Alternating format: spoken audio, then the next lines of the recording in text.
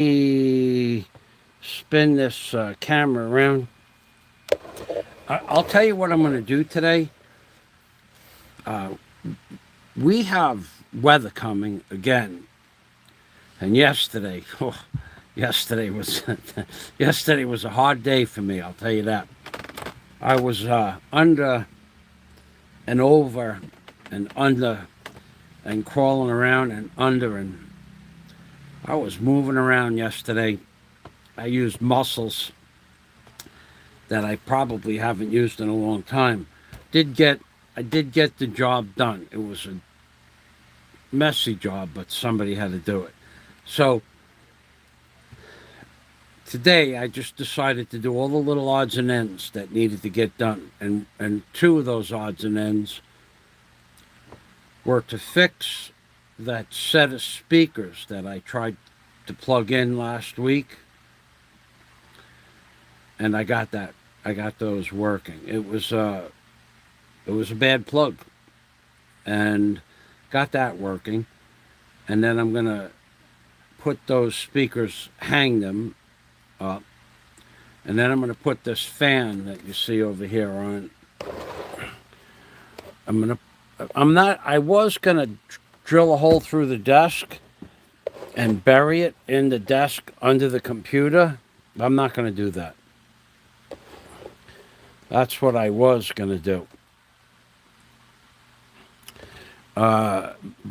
Because it's going to be more temporary than long lasting. So I'm not going to. I was going to cut like a 9-inch box out and set the fan down underneath the computer, but I'm trying to get another computer. I've been trying. No used computers in Bohol, and the only i7s that they have are rogues. So I want to get that fan. I'm just going to put it in this corner over here, and I'll tell you why. And if this ever happens to you, here in the Philippines, it gets hot in the summertime, and this end of the computer gets very hot. I mean, hot enough where you can seriously feel heat coming out of there, and it overheats. That, and then the computer shuts off, and then this power pack, this also gets hot where it overheats. This is very hot. So I was going to bury it in a table and then put the power pack on top of the grid and then the computer on top of that. But I changed my mind. I'm just going to put a new plug on this, put it in the corner, and blow air across the bottom of that. So it's not going to be a very exciting video at all. I'm just going to splice a plug on here, put the speakers. Want to get this rest of these speakers, the speakers up and out of the way, because that's quite a bit. I'm going to put one on this side of the shelf, one on this side, and then this shelf is pretty much done. I'm also going to flip this piece of wood over. On the other side, it's white. Still, this is 4 years of dust and dirt. So I'm going to clear off this bench now. And if you want to see something exciting, you're not going to see anything exciting in this live stream. I'll tell you that right now. Other than, you might see this. You might want to take a look at this. This is exciting. To me it is, but most people would probably not consider it exciting. This little doodad here is, when you squeeze it, you see what happens here? This has a series of teeth on it, different size teeth, and the numbers correspond to the size or gauge of the wire. So the first thing that closes when I start to squeeze this trigger are the teeth, and it closes down around what would be the wire that it's a wire stripper. It's an aviation wire stripper, and this is from the 60s. So you put the wire in here. I'll show you how to do it in a minute, but you put the wire in here and you put it through there and you find the right hole, which I can't see because it's dark, but you find the right hole. That the first thing that squeezes down are the jaws for that, and then when you pull it,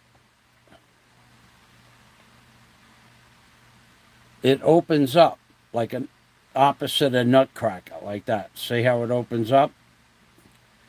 And it pulls the rubber sheathing or plastic sheathing off the wire. And if you use the right size,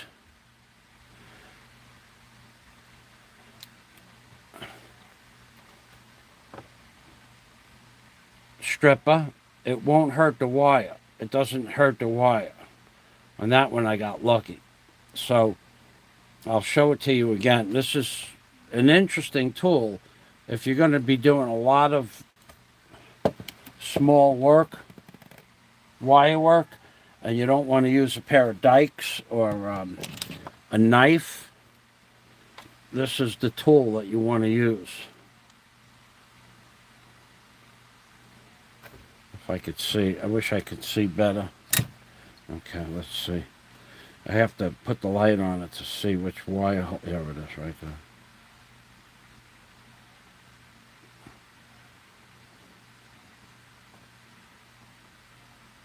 Yeah, that's the one I want. Okay, so I'll show it to you again. The blue plastic, you set it into the channel that best suits the size, the diameter of the wire, the number of the wire, and the jaws close down on that. They cut it, semi-cut it. They don't cut all the way down to the metal if you use the right size. Then when you squeeze on the trigger or on the handles, when I start to squeeze, watch it'll open up slightly, right? And then you'll feel the plastic pop off, the sheathing, the shielding pop off. Now, when you watch when it separates, it slides the shielding over the wire. And you have two choices. Typically, the first one I did was the ground. I'm not going to use the ground. So I leave the shielding on the wire. I release it. And the reason I leave the shielding on the wire is so that I can twist the wire. Twist it. And that gives it some added strength or added stiffness. Let's call it stiffness. Okay? And then you can pop this off with your fingers like that. So that's I don't think they're necessarily called aviation wire strippers, although in the industry, when I worked in the industry, that's what we called them, because I don't remember these being available at like a local hardware store or a even an electrical supply. They might have been available at something called Radio Shack, but I don't remember that either, and I would probably remember that because I was one of the few people that ever had one of these, besides my Uncle Jay that worked for the telephone company. So I'll show it to you again. You put the wire in the corresponding channel that best suits the size, the diameter of the wire, not the plastic. And then you squeeze it slowly. You'll feel the plastic rip apart, pop apart. And now you'll see the wire strip is pushing the plastic out to the end. Now, if you wanted to make a deeper, if you wanted to make it more wire, expose more wire, you would just go back here and take another bite. So I'll take another bite back here and bring this out to the end, and then I'll leave it on there because I'm going to twist it. So that's how if you had like 1,000 or a lot of electrical wiring to do, this is the kind of tool that you'd want in your toolbox. I don't think they're that expensive now. I think you could even buy them online. But you got to remember, when I got these was back in the 70s. And things were different then. We didn't have the internet.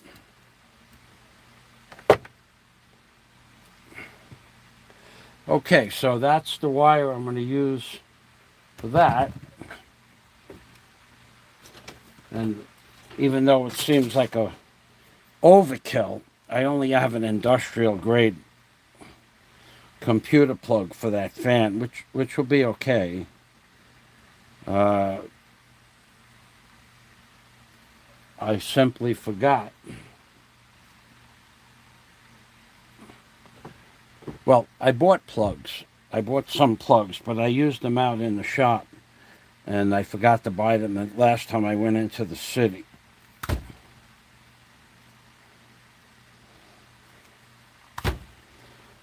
Okay, we'll do it the easy way with a knife. So I'm going to strip out the other wire and then tape that on there, and that'll be for the fan. Now, for the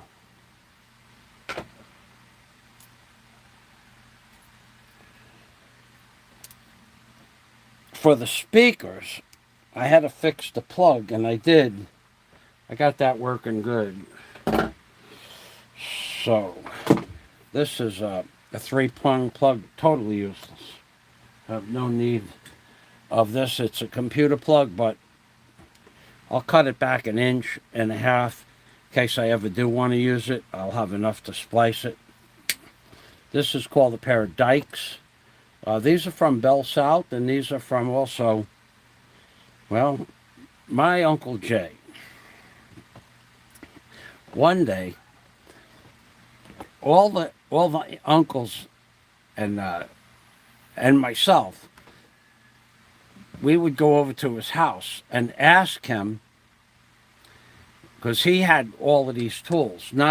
He had that kind of a stripper too, but we would ask him for a pair of pliers, pair of needle nose, pair of pliers, pair of duckbills, because he had all these nifty tools because he worked for the telephone company. He got tired of that, and one day he came home with a box, a regular box, a Bell box. It's like 2 cubic feet full of every size plier, needle nose, duckbills, everything that you could possibly. It was like being in a candy store.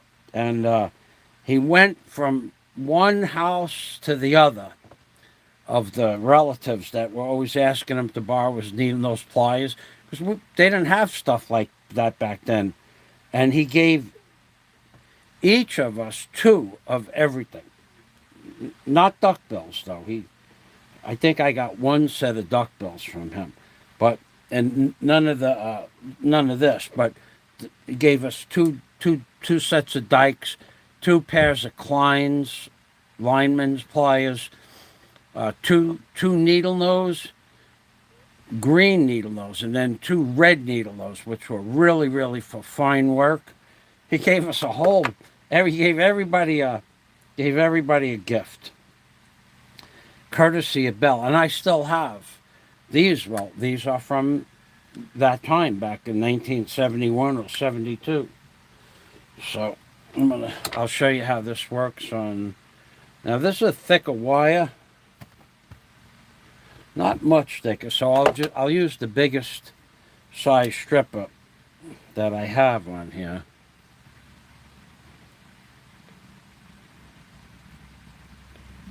Okay, I got the biggest one on there, and yeah, that was the right choice. Okay, Okay, same thing. Twist it. Actually, I thought this was a lot more, would carry a lot more amperage than it did. See, it's a computer wire. It's an industrial grade looking cable, but it doesn't have the high amperage wire in it. It's okay. It'll work.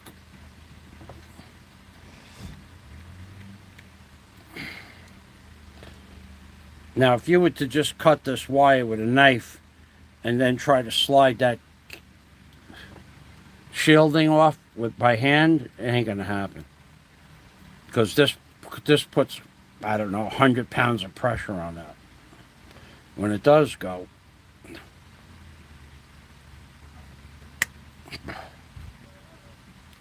let's,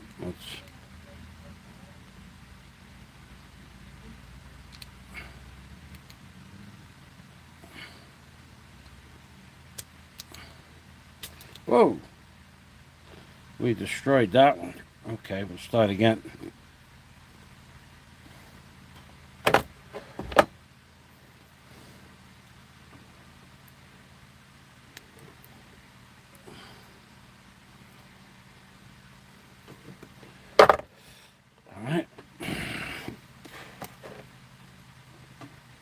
I can't see. I have I can't see well, that's all. There we go.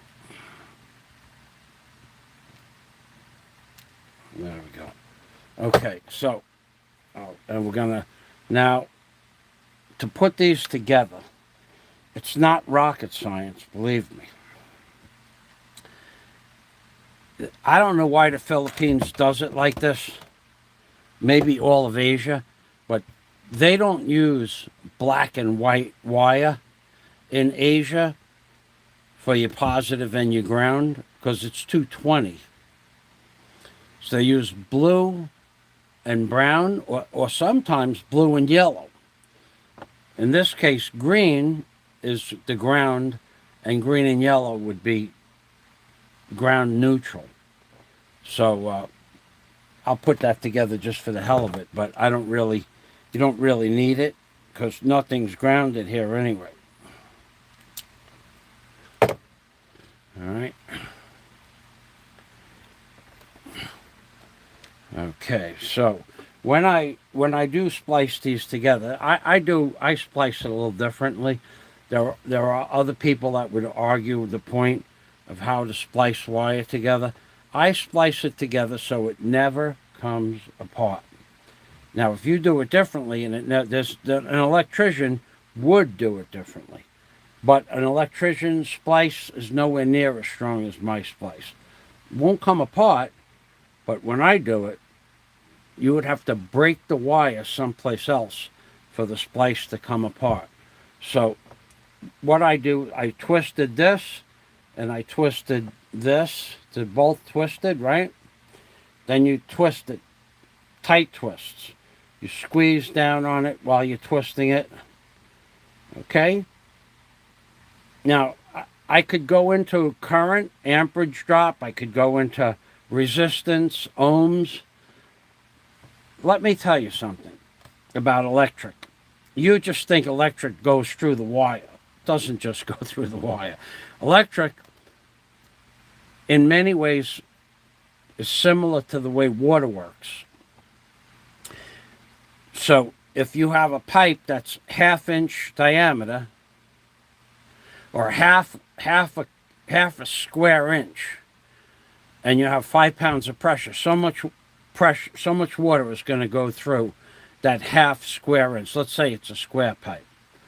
Now, if you have a pipe that's 1 square inch, well, that's quite a bit more than half a square inch. So if you just double the volume of the 1/2 square inch, whatever that would be, well, then that lets, at 5 pounds of pressure, twice as much volume goes through.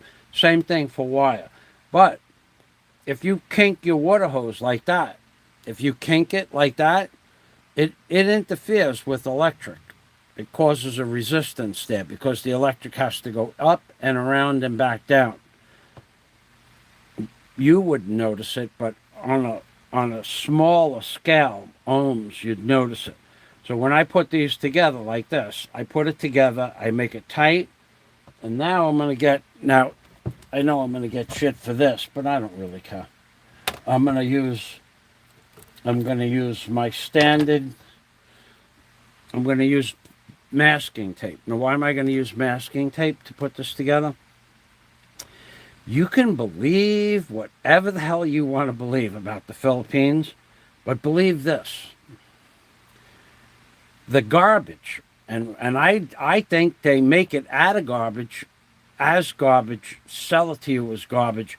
I don't think they ever expected black tape to work properly here in the Philippines. You cannot buy a roll of black tape here in the Philippines.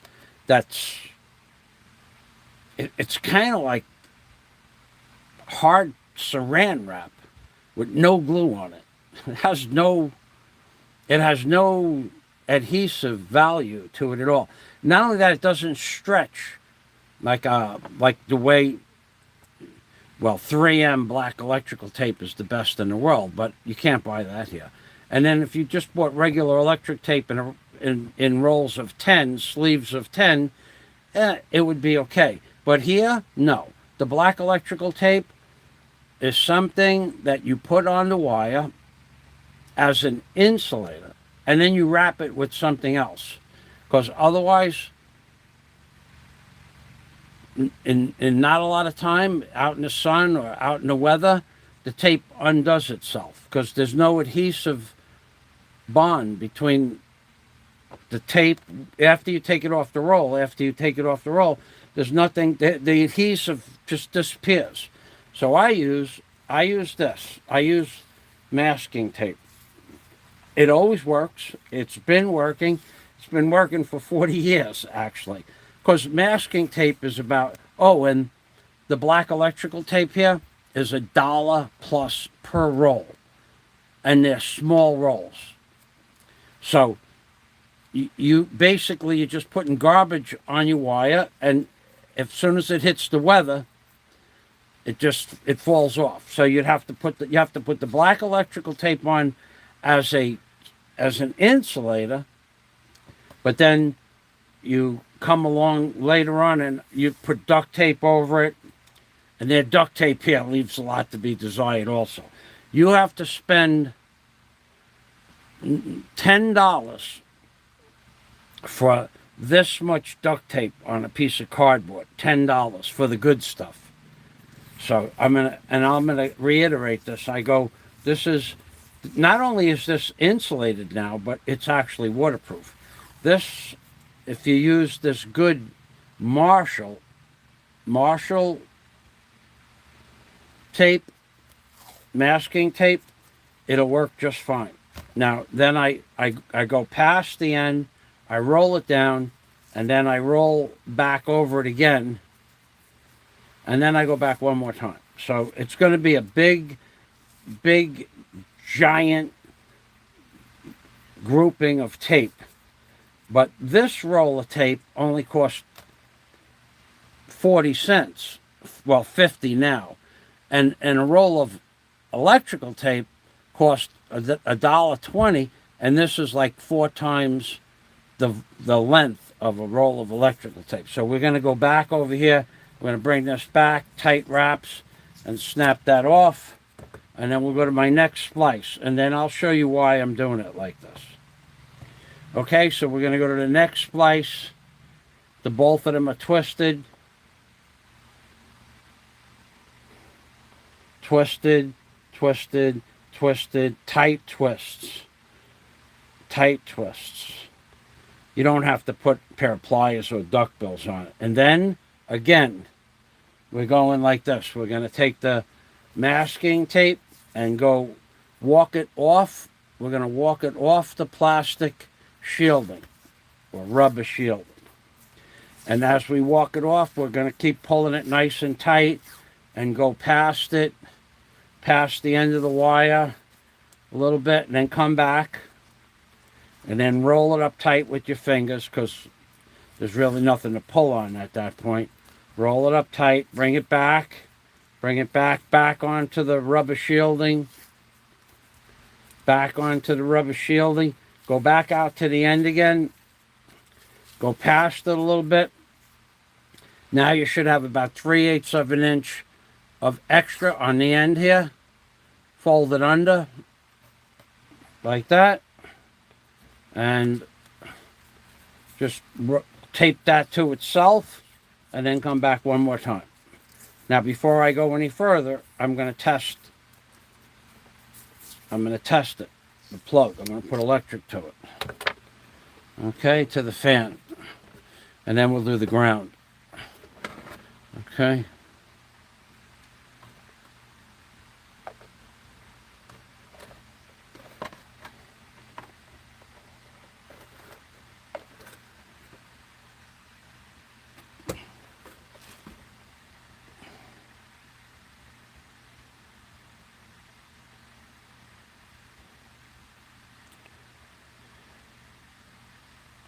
No.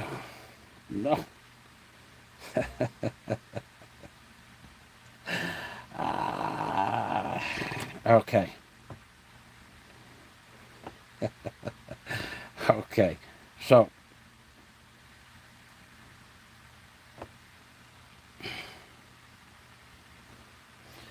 we did a boo-boo. Okay. So where is the knife?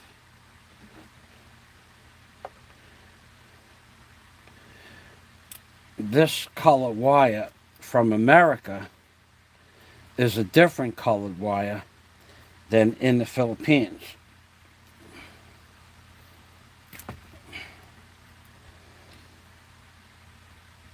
Remember before I said blue? Well, there was a blue wire in the computer wire that's not the blue wire that I wanted to go to. So, okay, so we have blue, and then we're going to go brown. Okay, there we go. And we had a boo-boo. And now it should work. There was 2 blue wires. Okay, so now we have hung in, which is wind. Okay, so now I'll insulate that wire. Now I want to show you why I said that my splice is better than any electrician's splice. Even though an electrician might want to argue the point, but of course they would lose. There are a few things about me you should know. If I make a wager, you're going to lose. So, and I'll prove that to you in a minute. So we're going to go back over here. We're going to roll this out to the end. We're going to roll it back in. And you could do this for yourself next time you make a splice. And you'll see that the wire, my way, the wire will break somewhere else, not on the splice. You couldn't pull the splice apart with a truck, because what'll happen, like I said, the wire is going to break someplace else. On an electrician splice, the tearing or the shear, whatever you want to pull, the tensile strength, the tension on the splice will pull the splice apart or break it at the splice. Not my way, I'll tell you that right now. And I'm going to show that to you also. Let me get the ground on. I will not spend a lot of time with this ground because it's not important. I'm just putting it together for the facade of it all. So I'm going to tie that, I'm going to turn that down so the ground is not near the other ones. Then I'm going to take the tape and I'm going to tape these two together. These two, the brown and the blue. I'm going to tape them together like this. Now we have electricians biting at the bit to make a wager. You're going to lose. Okay, so now an electrician would have did this altogether different. If I worked for the airlines, I would have to do it altogether different. If I was to work for the airlines, when I used to splice wires together inside fuselage, okay, you splice the two wires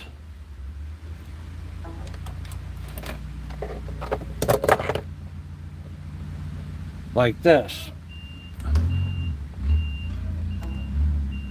You take the two wires, strip off some shielding off both sides. Then you would slip a piece of heat shrink over one side or the other, heat shrink tubing. Then you would take looks like a little pipe, a little teeny piece of pipe made out of copper, but usually they're zinc or galvanized, zinc plated, and you put the zinc sleeve over this, and then you'd crimp it down. You'd crimp it down, squeeze the metal down. A lot of times it has plastic over it. It's called a crimping terminal, and you use crimping pliers to put the splice together. Okay, then you would take the sleeve that you put over this piece and slide it over this way, and you take a heat gun or a match or a cigarette lighter and shrink the tubing over the fitting. And if you do it properly and you use the right size heat shrink, it will seal up around this shielding on both sides and protect the splice from getting water on it. Now, in the airlines, everything is the exact right size, but they make heat shrink for cables smaller than this, and they make heat shrink for cables that are 3 inches in diameter, 4 inches in diameter. And you still use the same method, a heat gun. But here, let's go back to my splice that can't be broken. Okay, so we put those 3 wires together, the ground, the neutral, and the 220 circuit. Then you take this, like this. You got that like that. And then you roll one side over the other. You make a big loop here. Now you want to keep a loop in there. You don't want to crimp it down to itself too tight. Okay. And you take this and you tape this now. Tape it together. Tape it up tight. Nice and tight. Now, if you want to make it stronger, you twist this around like this. If you want to make it stronger, you just twist this around like that, like a pretzel. And now you put the tape over it. So when there's pressure, or when there's tensile strength on the cable, it binds up on itself. Okay, so you got to the end here. You got to the end, and now you walk the tape off the end. And at the end, you give it a bunch of wraps to build it up on the end here. Yeah, thank you. I went through the wire, I used the tape here. You can't buy good electrical tape, and this will work fine. Not only that, Piranha, this splice that I'm making right now, probably when I'm done with it, could put it outside on an extension cord with this tape, and then what I would do is put duct tape over that, and that would probably last 10 years outside as an extension cord. The reason I'm using this tape, which is the wrong tape, you're right about that, is because you can't buy black electrical tape here. You can, but it has no self-adhesion Okay, it does. Once you wrap it on, let's say I had a bought a roll of black electrical tape here, and I wrapped it up. Sometimes you just walk away from it. After a couple of days, it unravels itself. There's no adhesive. There's no adhesive on the black tape. So you could use the black electrical tape, but you still have to put. I use duct tape, a good grade of duct tape over that, and the duct tape will stick. But you have to buy a roll of duct tape here for somewhere between $9.50 and $11 a roll for 20 yards. 20 yards, 60 feet. It's very expensive, and that duct tape is garbage compared to Gorilla Tape that you buy in America. So here's the splice again. We had it double up. Here's the loop. The loop. So you're right about it being the wrong tape, but you can't buy good electrical tape here. It's just not possible. And this many wraps on here, keep it waterproof forever. And then if you're not happy, you don't think it's waterproof, paint it with some oil-based paint, and it'll become waterproof. So now you go back over here. Now at the end of that loop here, that you don't want to make it too tight, the loop. You want to just put a whole bunch of wraps on there. Bring it back over to the loop.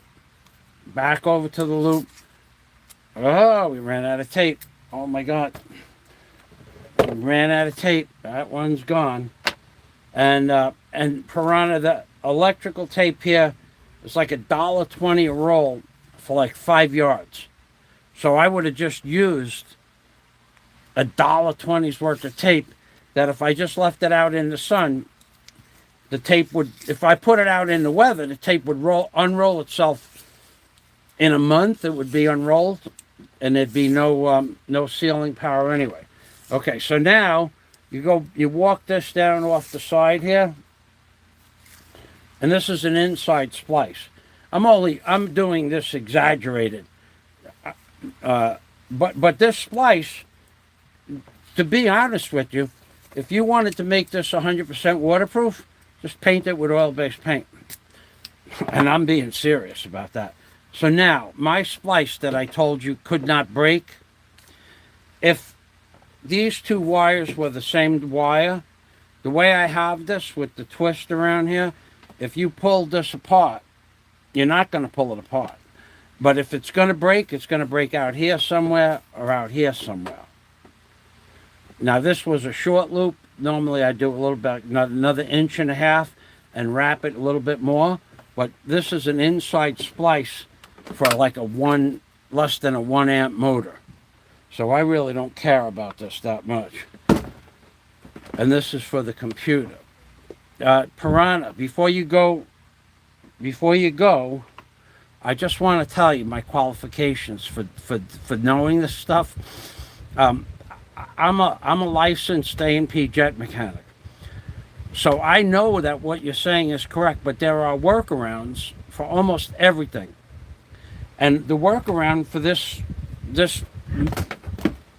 masking tape, which is really not waterproof, it's water resistant, the workaround is to paint it with oil-based paint. And it'll seal every crack and it'll still be flexible. Now you could put it underwater if you want, but I'm just saying, like, if it was just going to get wet a little bit, it'd be okay. I've had extension cords where I did this and then duct tape on top of it that the splice is 30 years. Okay, so it's just a workaround for what we have. We have garbage. They sell us garbage here. Everything they sell us is everything. Doesn't matter what it is. The plywood lasts 3.5 years. My cell phone lasted 3 years. My tablet lasted 3 weeks. I brought it back. They fixed it. They put a new motherboard in it. It lasted 3 years. It's garbage now. My microwave oven, 3.5 years. Garbage. I went to turn it on about a month ago. I use it for a bread box now. has no. You're not going to fix it. Oh well, the microwave lasted about a day, and I brought it back, and they put a new motherboard in that also. I think I even have the motherboard around here somewhere, but nothing lasts. They sell us crap. They sell us crap here. The plugs they sell us, crap. Everything they sell us here is just garbage. The speaker system that I have, now it's outside in the shop. It lasted a year and a half, and it's not like I put it outside or anything like that. So you got to just make do with what you got. Anyway, you're right about the tape. I agree with you, but this is what I got to work with. And I don't know if you caught it, but a little roll of electrical tape for 5 yards, 15 feet, is $1.20, and it just has no power to it. So what I'm going to do now is this is done. I'm going to put this fan on me. I might as well have a little bit of. God, it's okay. Air conditioning. I got a story for you for talk about garbage. Okay, so when I first moved in to the building next door to me back in 2014,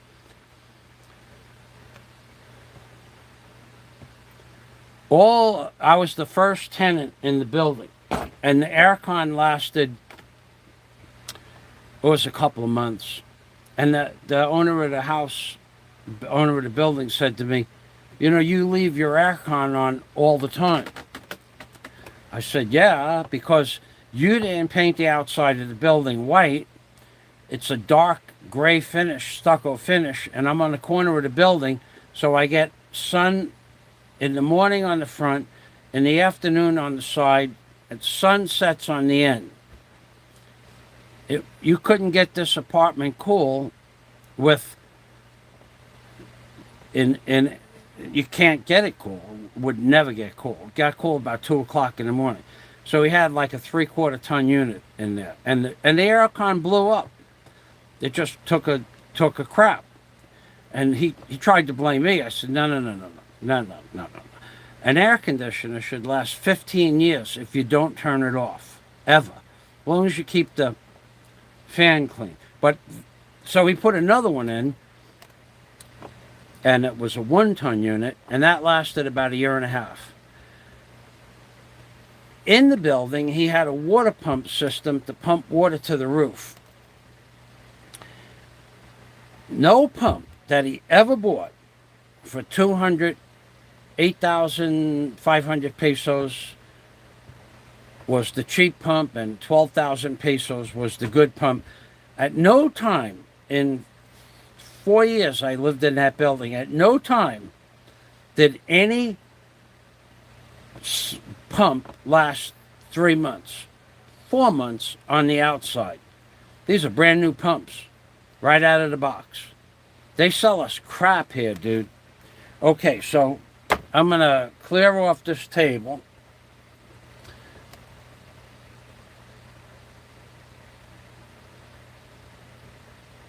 Now I'm going to turn this camera around, and I think I'll put the speakers just to get them out of the way. Okay, so that's what I'm going to do.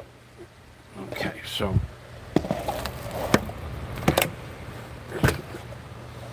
let's see what we got. Yeah, okay.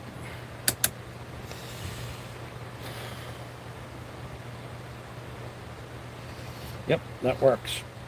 I'm going to put the big speaker box up on top. Ah!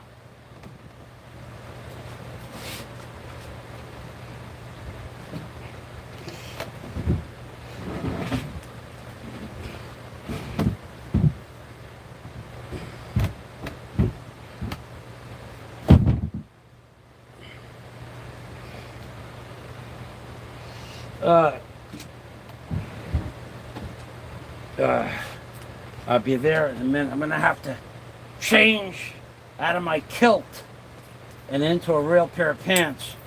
because we have that closet dweller here. Oh God, he'd be sitting in his closet rubbing one off. As soon as he sees my kilt, he goes right into the right. He opens up his computer, starts long forming, and rubs one off as soon as he sees my kilt. Look, he's half naked on YouTube. He's half naked. His testicles are showing. Meanwhile, he's long forming and rubbing one off at the same time. He loves it. So I'm not going to give him any pleasure today. I'm going to change into a pair of real pants. I would have more. I went shopping. Here, you want a piranha? You want to hear? This is a true story about the Philippines too. This is no joke. Not only do they sell you garbage, but you pay a lot of money for it. So I went shopping for shorts. Dickies, D-I-C-K-I-E-S. He's probably rubbing one right off right now. He said Dickies. He's probably long forming and rubbing right now. Now, Dickies is only sold in the ICM mall, which is quite a big mall. And they used to have these shorts that I'm going to wear, you're going to see me in now. I just changed into so that other guy doesn't get too excited. And they are, well, they say they're on sale for 900 pesos, which is $18. Okay? It's a good price. It's not a bad price for a pair of Dickies. It's just that it's not Dickies. It's Dickies, but it's the lowest quality material I ever seen on a Dickies product. So these shorts last a year on the outset. If you just wear them normally day casual wear, a year. If you wear them in construction, they rip apart in a matter of a few days. You brush up against the nail, and the material is not a non-rip material. There is material that is non-rip. For instance, something called tweed, which is this material here, is rip-stop kind of material. Well, not this one, but I have tweed somewhere. So it's called rip-stop material. They don't sell rip-stop material in the Philippines. So what'll happen is you'll get a little scratch here from a nail, especially on the buttocks part, and it'll just rip straight down. Or in one day, just from walking, it'll rip straight down to the cuff of the pants. And they just sell us garbage here. So I have to have a pair of tweed wrapped around my shorts. Now the tweed, the pink tweed, you can't rip that. You could put two hands on the tweed and you could start cutting it and then try to rip it. Ain't gonna happen. It just won't happen. And they sell that here. But I have to buy a pair of shorts and then go to the material store and get a few yards of tweed and then take the shorts, literally take the shorts apart. Cut the belt loops off of it. All the belt loops, well, not this one, but these straight across the back. Take the belt loops off, cover the back of the pants, eliminate the pockets altogether. Just go right over the pockets. Take the button off the pocket and just go right over the back, and then have the guy sew the tweed on very tight stitching. And then the pants will last forever. Well, the last 2 years for me working with them. But other than that, the life expectancy of a pair of $18 shorts is hours in the construction field. Hours, not days. hours. The first time you snag on a nail or the first time you snag on a nail or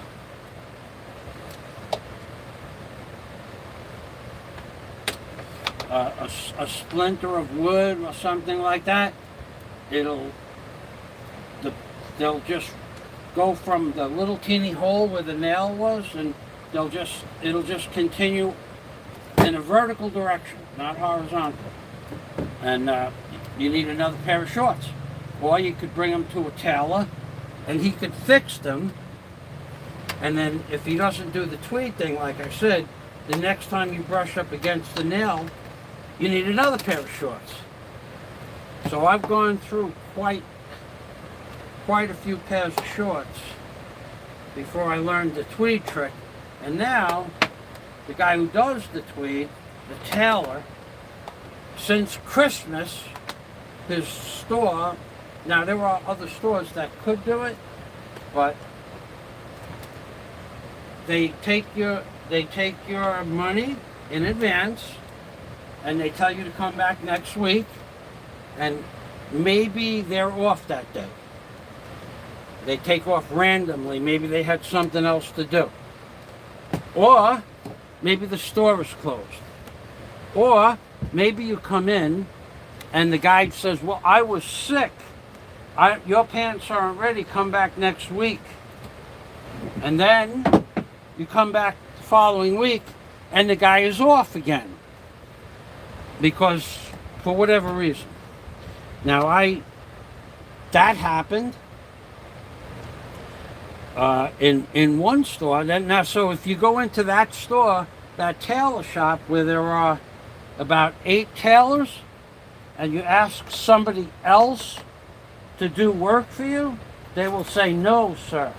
You will have your work done by whatever the guy's name that was doing your work. I forgot his name, but so you can't change tailors. Once you go into a tailor shop and you want to change tailors, as long as that guy still works there, no one else will do your work. So I don't go in that shop anymore. Needless to say, right? I shouldn't have to explain that to you. That's a stupid policy, but that's the way it is here. So so that guy, so that shop I can't go in because that guy, it probably took me 3 weeks, maybe more, to get my shorts back. And I told him to take the belt hoops off, cut the belt hoops off. And instead of cutting the belt hoops off, let me show you what this piece of garbage did. I have the shorts here, I could show them to you. He didn't cut the belt hoops off. And he didn't put the material up to the waistline. What he did is he put the material to the bottom half of the waistline. Like this. This is what you got to deal with every day here in the Philippines. Every day you have to argue with somebody. You tell them what to do. You explain it. You draw it on the pants with the magic marker. Tell them to take the hoops off. So he took the material and he put it to the bottom under the hoops. Instead of opening up the hoops, putting the material up to the seam, up to the waistline, and then just closing the loops back where my belt will fit in there, he put it to the bottom. And this is what happened to the pants within a few days. Now I told him to put the material all the way around. Well, he only put the material where there was a hole. You got to actually stand there and tell them what to do. And then when they're making a mistake, that's not what I didn't. I didn't know you wanted it like that, sir. That's extra. Yeah, okay, I'll pay extra. Just do it my way. Even you sit there, you take your magic marker, you draw it out. You tell them, cut the hoops off, put the material up to the top of the waistline. And then they start putting the material to the bottom of the waistline. Not like, oh, that's extra. So yeah, okay. When they say extra, it's the price goes from $2 to like $3. I don't care. I mean, it's not a big money, but the difference is my shorts will last forever one way, or they'll rip apart like that in 3 days. Those have been ripped for a long time, but that's what you got to deal with here. You could, I don't know how to make you people understand. These people don't. Verbal communication in the Philippines is they say yes sir, yeah. They have no damn idea what you're talking about. I was there. I was sitting at the bench when I told the man, not with those shorts. I have a pair of shorts outside. I told him, do I have those shorts outside? What color? Those are the blue shorts. Maybe I do. I told him to put the material up, and I said, you got it? Yes, sir. And I left. And I came back, and they were in the bag that I gave him, the shorts and the material in, and I got home, and it was up to the bottom of the belt hoop again. This is a different hill. They don't listen. They don't understand. They don't comprehend. So when I went back with these shorts that I have on, I told them I want to put it underneath. I said, how much to put the material on? $2. I said, okay. And I want then make sure. Then he knew about the belt hoops coming off, but then when I told him you got to take that's extra. So I don't care for an extra dollar, but they don't understand what you asked them for. Even you explain, I don't understand Visaya. If he was talking Visaya to me, I wouldn't understand a damn thing. And it's the same thing, even though they understand a little English. They don't understand. All right, now, let's see if that works.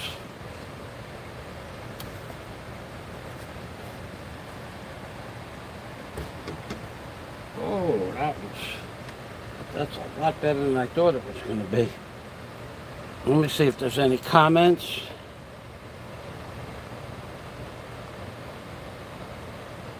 Okay.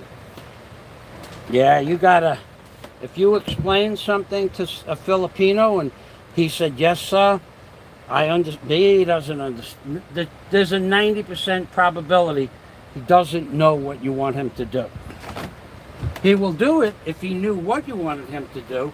If he realized what you wanted him to do, he'd probably do it. And not charge you a lot of money for it. But they just don't understand English.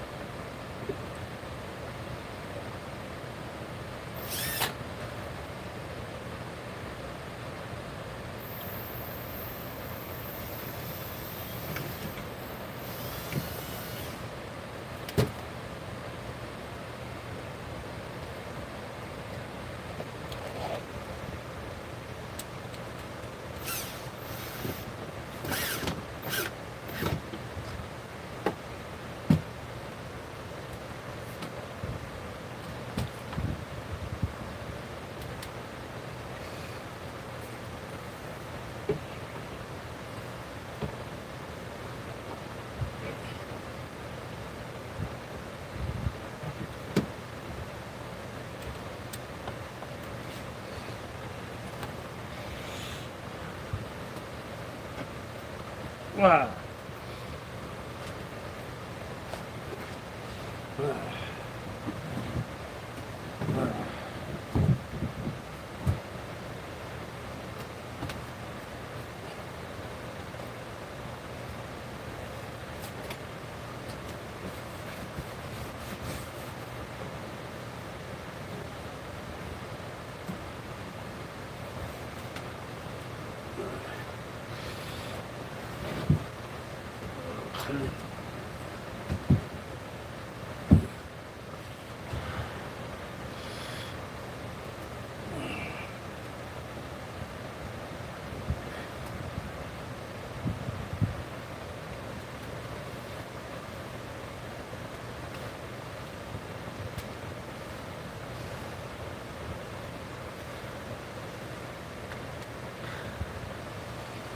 Alright. Now this needs power.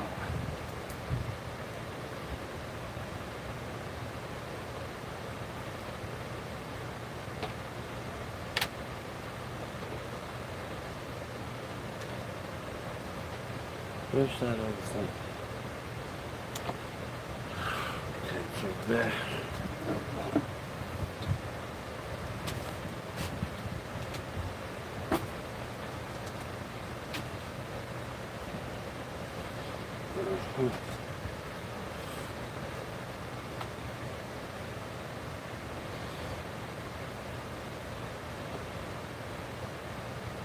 What's that other thing?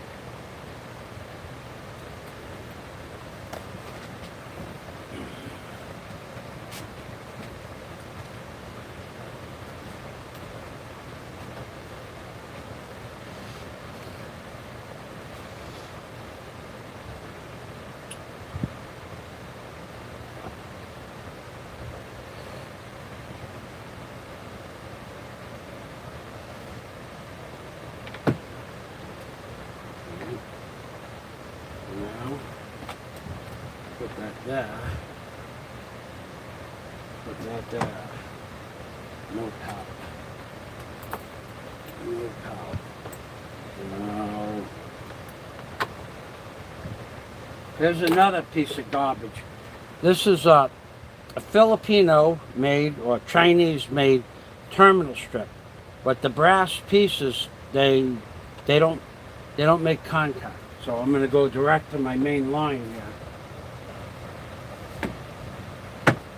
And this terminal strip is really garbage. One of the terminals worked sometimes, so basically I'm just going to put that in the garbage.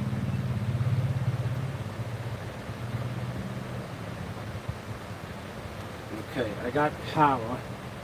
Here's more shit that they sell you here. This adapter. Maybe 1 in 3 of these will work. And this is not. This is one of them. But you have to hold it together with tape.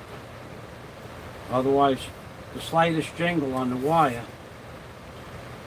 will, it'll break the connection. I swear to God. Ah! Now, the other thing is, well, I need another terminal strip.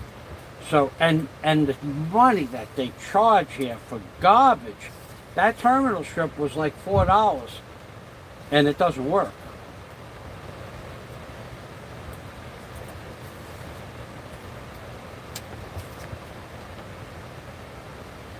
Oh, this is making me upset a little bit because now this plug won't work, okay? Undo it. I do have another one, an industrial grade adapter. That's the one that's operating the fan.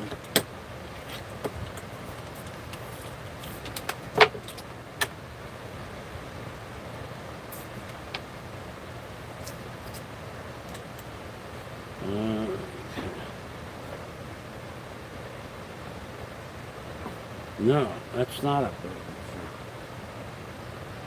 Where did it go? Where did it go?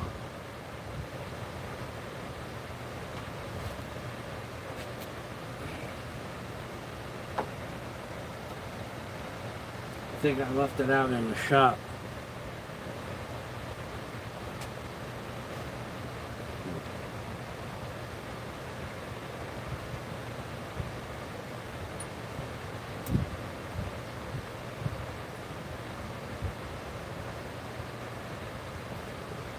See if we get this one to work.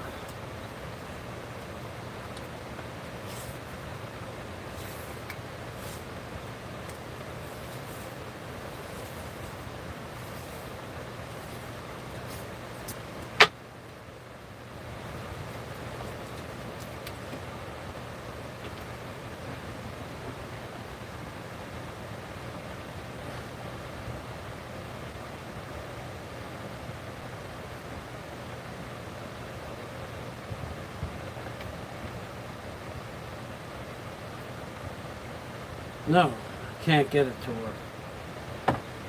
So, it's brand new and it doesn't work. I mean it's a year old, but it's brand new. It's never been used before. It just doesn't work. The connection inside. Whoever designed this plug, this kind of plug, and the adapter for it, they should be shot. I think they should be shot at doing this plug here. This kind of plug. It has. Hey, Scott Del Fuego. I've been meaning to talk to you, but I know that you said you were busy. Whoever designed this plug, this is the plug, and this is the adapter for the plug. And it goes together with basically zero pressure, but it's loose. Look, see? It's loose. This is brand new from the factory. It's loose like this. This is brand new from the factory. So it doesn't make connections inside. Now I have an industrial grade adapter. Scott Del Fuego. Thanks for stopping by, Scott. I was just going outside to find an industrial grade adapter that I have in the shop. On the air, Michael Fazio was on the air. So I'll be back. I think I put one on my bench. Did you get that video I sent you of yesterday's job? I hate that job. I hate that job. That is like 4 hours of just 4 hours of something I don't like to do. 4 hours, just, and that's if you have to change the thing I told you that I didn't change. But so I spent what? By the time I went and got the supplies, and that was my fault. My fault 100%. I left the hatch open. No, I was working on the job, and I had sawzalls and skill saws and power miters and electrical cords and extension cords. Had all my electric tools out, and I left the hatch open. And we had a typhoon. It just came out of nowhere. I knew it was going to rain, but I had no idea we were going to have a typhoon. And we had a typhoon of 60, 70 kilometer per mile winds. So by the time I got my electrical stuff unplugged inside a secure area, I was like done. And the rain was coming down sideways. Now, I don't know how it got in. I don't know how it actually got in, because nothing leaks out. But at least, at best guess, 2 gallons got in. So it had to be done. I'll be right back. I don't know. I still don't know how it happened. I did go back to the job this morning and I checked it, and everything is good. Everything is good. But how it happened in the beginning, I don't know. It was a mystery to me as well. It should not have happened. But like I said, the wind was coming down sideways, and all it takes is a paper thin hole or opening, and it will go in.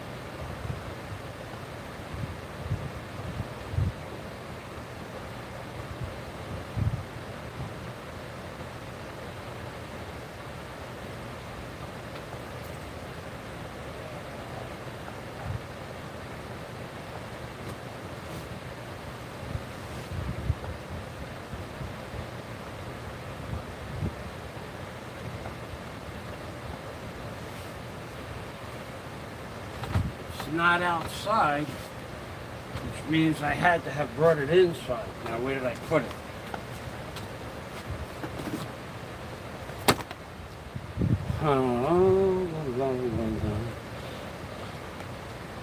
Oh boy.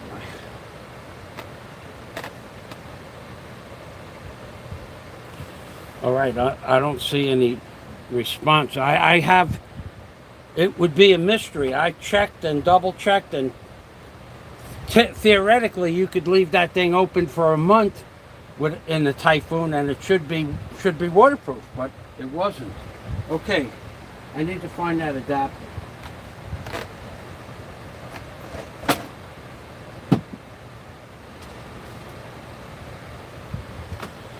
I don't believe this. I believe it. I don't believe it. I believe. I don't believe it. Ow.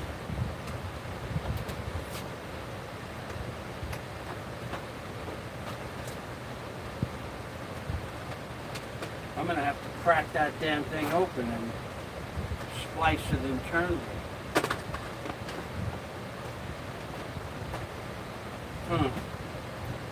Where would I have put that? I had it this morning in my hand. I had it this morning in my hand. Yes, I did. I had it this morning in my hand. And now it is gone. It's probably right in front of me. I cannot find it because I cannot see it. All right, I'll look.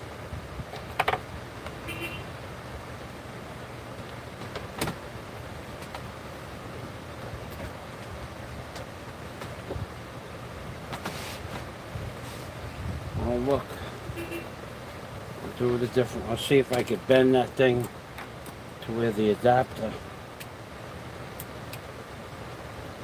See, this is brand new. Look at the play in this. It's not supposed to have any play at all.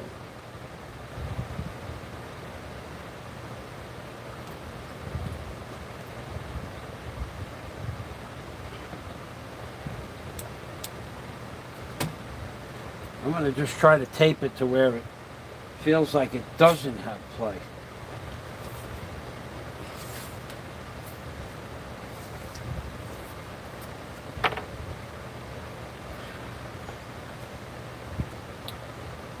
I think I got it.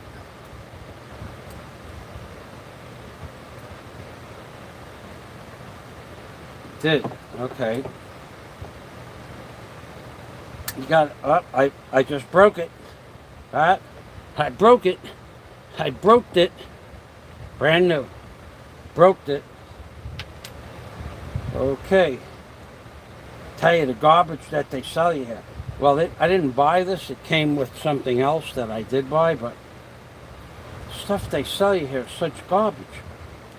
I broke it.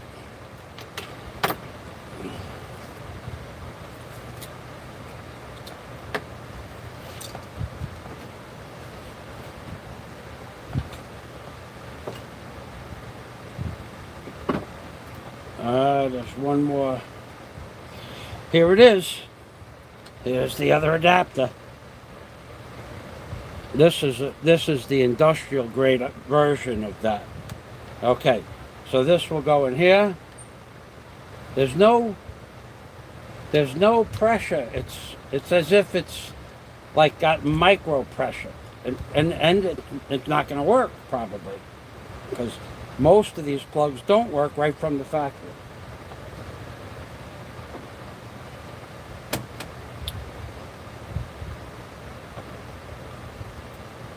Well, this one appears to want to work. So we'll put this over here. Okay, I can live with that. You got to tape it up though. You got to tape it up to where when it's working, it doesn't, because even the vibration of you just hitting the desk, just dropping a book down on the desk will disturb the connection. They sell you shit here. I swear to God. You buy shit, but you pay good money. And there's no such thing as, yes, sir, it doesn't work, we'll give you another one. No, you just buy another one. The one they sold you last week doesn't work. No problem, sir. We have another one. And they'll charge you exactly the price that they charged you the week before for the one that broke. I did that with a pressure treating wand. I bought the pressure treater on a Sunday, on a Saturday, whatever, and one week and the next morning, like on the 8th day, and the morning of the 8th day, I went back because I didn't use the pressure washer until like the 6th day, and the wand worked for a minute and a half, 1.5 minutes. So, and they know that, wait a second, they know the wand breaks. They know it does, because they have an upgrade. So I brought it back on the 8th day. Sir, it's not under the warranty. I said, I just spent 40,000 pesos in your store. Yes, sir. But the wands are only 300 pesos. I says, you're not going to give me the wand? No. And I said, okay, you know what? I won't buy anything in your store for a year. And I didn't. And, I would buy what I have to buy in that store for that year. And then a year later, when I wanted to buy some more stuff and they had it, I probably wouldn't buy it there anyway. But they just have no refunds, and they don't give a shit. They don't give a shit if something breaks and you pay for it. They won't stand behind. But they knew the wand on the pressure washer was garbage. They knew that. It was not like, I wasn't the only person that brought back that wand. It was a factory defect. They knew it was garbage, but on the 8th day, they wouldn't, anyway, they lost a lot of business that year, because that year I bought a lot of equipment and a lot of materials, a lot of supplies. Okay, so, yeah, I do drive that point home. They don't stand behind anything. Nothing. Even in the few stores like Tire Queen, they'll sell you a battery for that piece of shit that owns Tire Queen. What a piece of shit she is. I bought 2 batteries for a machine, and they didn't last 2 years. But they only have a 1-year warranty. Well, it's a 5-year warranty. But the batteries has a 5-year warranty, but if you use the batteries in a commercial machine, it doesn't have any warranty at all. You can buy the battery for a truck, and then it'll have a 5-year warranty. So at like 1 week you get your full refund, or you get a new battery. After that it's prorated. But if it's in a machine, any machine, a Bobcat, a track hoe, a backhoe, a grader, anything, it voids out the warranty. No, I didn't know that. So I brought the batteries back. It cost me $8 just for transportation to bring the batteries back. And what they gave me was $12 for the cost of the battery trade-in. So I had to buy other batteries. And the batteries went, in that time, they went from 8,000 pesos, $160 per battery, to 9,200 pesos, $184. So I said to the woman in Tire Queen, you give me a discount. Yes, sir, everybody gets 5% for cash. Well, they don't take a credit card. How the fuck could you not get 5% discount? They don't take credit cards and they don't take debit cards. You only pay cash. And they make it like they're giving you a break. Yes, sir, it's 5% discount for cash. Well, they don't fucking take credit cards or debit cards. You gotta pay cash.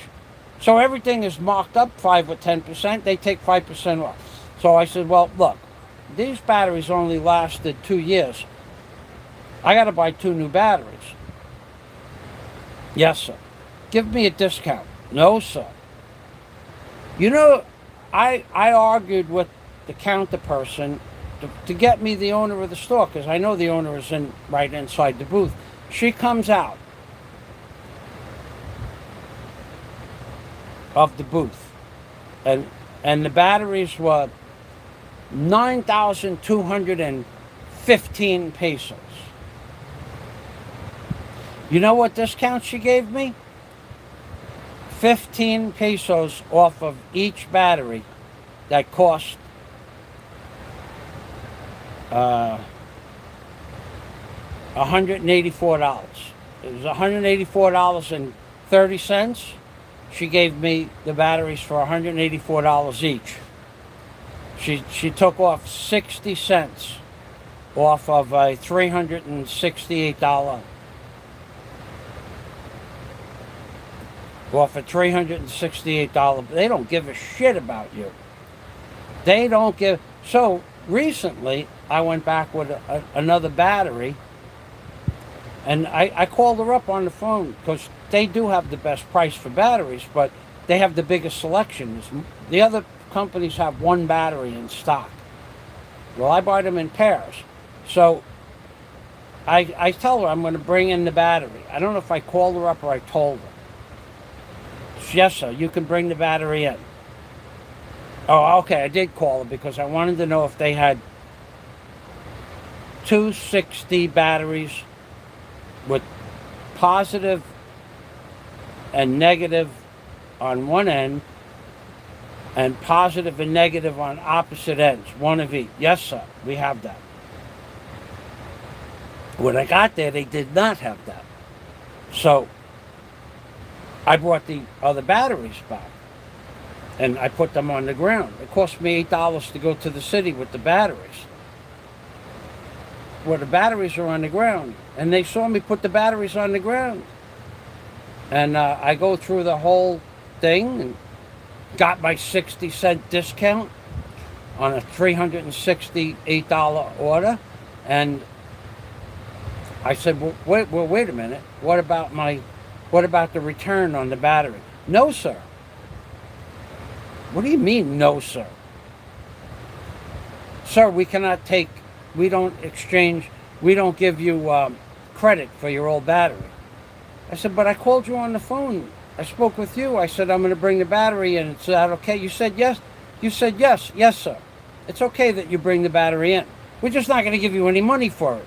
And if you leave it here, we'll store it until we can send it back to China. But for now, we're not giving you any money for the battery. So if you want to bring it in to get rid of it and give them the equivalent of about $12 for each battery, or $24.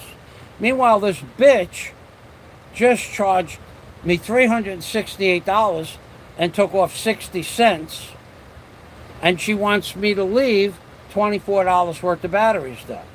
Which, what she would do with those batteries is bring them to a junkyard, and they will give her $12 a piece for the batteries. So I said to her, you said to bring the battery. Yes, sir, you can bring the batteries in. We just don't give you any money for them. So basically they have to figure out a way to screw you. There's no such thing Now, did the girl at the counter that told me to bring the batteries in, does she get a commission on that? No. Does she make any money? No. Does she get the batteries to bring to the junkyard? No. How does she benefit from screwing me?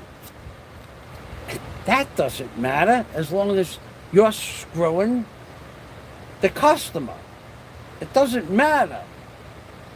It doesn't matter she doesn't get a commission. It doesn't matter the customer spent $8 to get the batteries into the city. As long as you are spending money, that's the important thing. I spent money to get the batteries here. Naturally, I'd have to spend them to get it back, another $8 to get it back. But it matters not to these people that you spent an hour cleaning up the batteries to get the acid off of them and calling a tricycle driver and humping them on. It matters not. I could have took the jeepney in for $1. Instead, I spent $8 and a tricycle ride for nothing. She knew that. They knew that, but that's $8 more that you spent in the Philippines. You people need to get used to this when you get here. They have no compassion at all. The more money you spend, the better it is for the Philippines, and that's their philosophy. If you don't like the price and you want a discount and you say, look, I'm going to go yes, sir, you go someplace else. They don't care. They will not lower. Do you know how much profit that woman made on 2 batteries at $360? Those batteries in America on the deck, Napa batteries, are $120. That means that China built the battery, put it on a ship. The ship shipped it to somewhere in Miami. Miami shipped it to the Florida Keys, and they sell it for $120, and they still make $60 on the battery. Here, they're just shipping it from China to the Philippines, and they're charging $185 for the battery, $184. That woman made $200 on that battery cell. That's after overhead. And she took off 60 cents. And I'm a good customer. I buy buckets of oil and hydraulic fluid from these people like it's going out of style. They don't care. They just don't care. If you tell them, I'll give you a credit card, no, sir. Our credit card, we don't have a credit card machine yet. That is the answer since 2014. So we don't have a credit card machine yet. We're going to get one. But they never did. They just never got one. They don't take a debit card. They don't take a credit card. But they give you 5% discount for cash. They think you're as stupid as they think you're that stupid. That's how stupid they think you are. It's in their head, of course, but that's what they think. You're stupid. Look how stupid he is. He's getting the 5% discount on cash, but we only take cash. Alrighty. Now, how do I do this? Okay, next step. The next thing we do is we're going to pull all of this apart.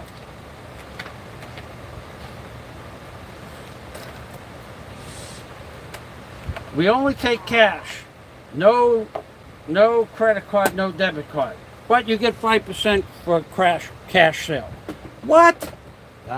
They want you to believe they're doing something for you when meanwhile they're just blowing smoke up your ass.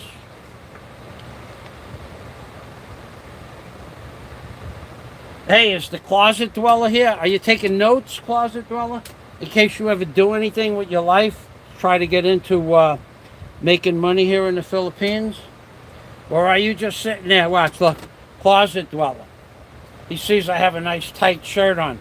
The closet dweller's in there starting to long for him, and he's rubbing one off because I have a nice tight fitting shirt on. And he said he was in the Philippines the other day. Boy, oh boy. I told him, if you're in the Philippines, let's go to Cebu and get into a ring.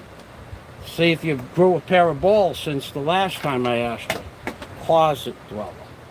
Mr. Ed, Mr. E.D. himself. Okay, so what do we got here? Scott, are you still with me here? I have a question for you. Nothing important. Just if you're still with me, I have a question. If you're not, it'll wait till tomorrow, that's for sure. Here, you want to talk about more shit? This cooling fan. The other one lasted about 2 years, or maybe a year and a half. This one, I went in to buy at a store, so I paid $6 for the other cooling fan. Okay. I would like to call you tomorrow morning at like 8 o'clock my time. Or maybe 8:30, something like that. Or I'll call you after the show, but this show's probably going to last another hour. Okay. All right, so I would like to call you tomorrow. Would that be okay? Do you have some, like maybe 15 minutes? So this cooling fan was $6, and then 2 years later I went into the store and it was $16 in one store. Because I'm a foreigner. I walked across the street to the store that I bought the original cooling fan in the mall, $6. They tried to get me, so at $6 they're selling this cooling fan and making their normal profit. And at $16, what are they making on that? God. And they look at, I said to the lady, look, I'll give you 300 pesos for it. It's 300 pesos in the store across the street. Yes, sir, you go buy it over there. So I just walked across the street, same box, same cooling fan, same manufacturer, same double fan. $6 here, $16 over there. Because you, my friend, are a stupid foreigner to pay $16. If they can get it, I guess whatever the market bears. That's what they say, right? Okay, I'm going to get with this. I'm going to get with this right now. I got to pull this off of here. Let me get that over there. That's going over there. That's going up there. These are my cutting pliers. This goes back over here. This can go up here. This stuff comes over here. Okay, gotta get rid of that. That goes there. This can't go over there. I can blow that off of there. Here's another thing. The battery. Bobby Digital. Hello, Bobby. Thank you for stopping by. This battery here, it's from my old Asus computer. It's garbage. This battery is $60, $64. The battery for my Nikon camera is $64, but it's only this big, like about that big. The battery for my Canon camera is that big. It's $64. The batteries are $64. It's just a standard price they have here. Now, I don't know what they should cost, but that's what they have standard prices here. You'll pay $64 for a battery, period. No matter what shop you go into, no matter what store, no matter what mall, batteries are $64. They have some strange, and you can't, no one will work with you on the price. In all the time I'm here, no one ever went down on the price. The biggest discount I ever got was that 30 cents off on a $184 battery. I got 30 cents off.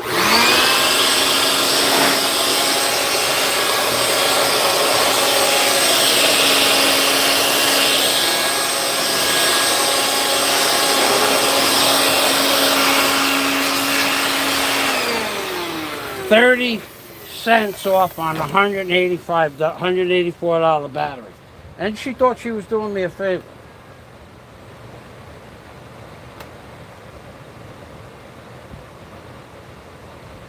Okay, thank you, Scott.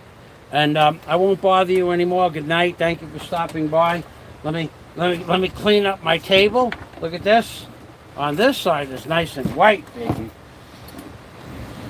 I'm not going to paint anything.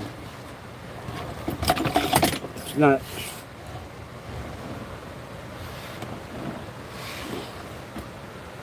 Thanks, Scott.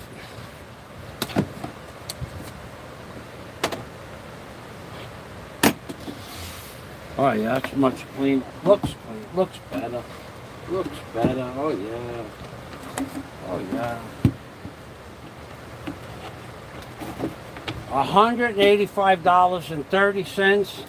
We'll give it to you, sir, because you're going to buy two. Each $184, period. $184 for a battery. And they give you a 30-cent discount. And you had to get the owner of the store out to get that. An amazing thing living here. Amazing. Big, amazing things happen here in the Philippines, folks. Wait. I swear to God, I listen to these people. I'm coming to the Philippines. I'm going to do this, that, and the other thing with this, that, and the other person. And they have no idea what they're getting themselves in for when they get here. None at all. Unless these people have been in business all their life. A lot of people come to the Philippines and they can't take, every time they turn around, getting needled to death for price gouging. Something should cost 1 million pesos. I bought something, I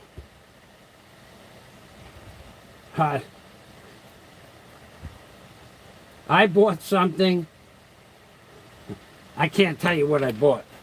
Anyway, I bought something.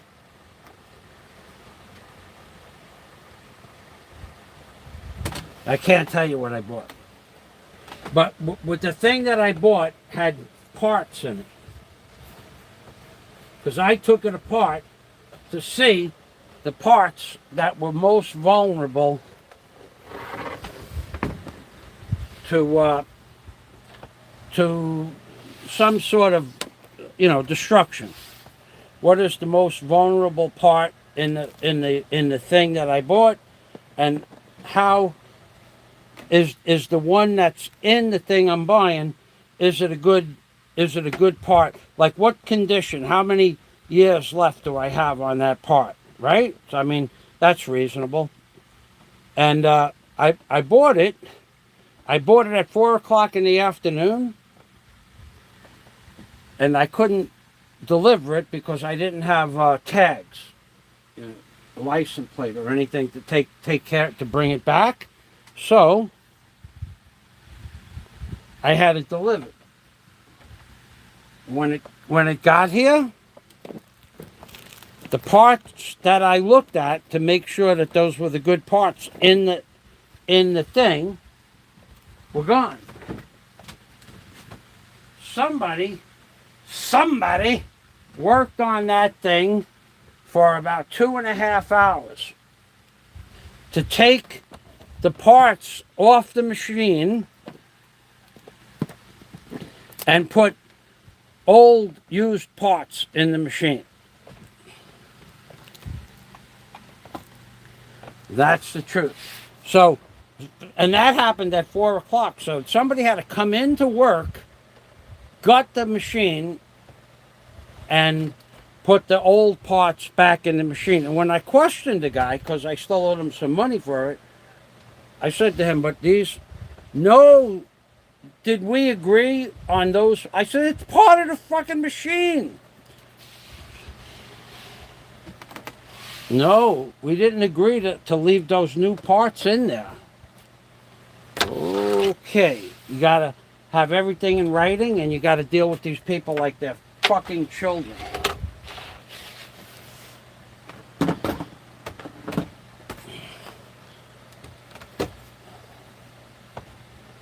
Everything has to be in writing with double agreements, and otherwise they're going to say, no, sir, we didn't agree on that. They do it every time. It's an amazing thing living here. Well, they do it every time they can.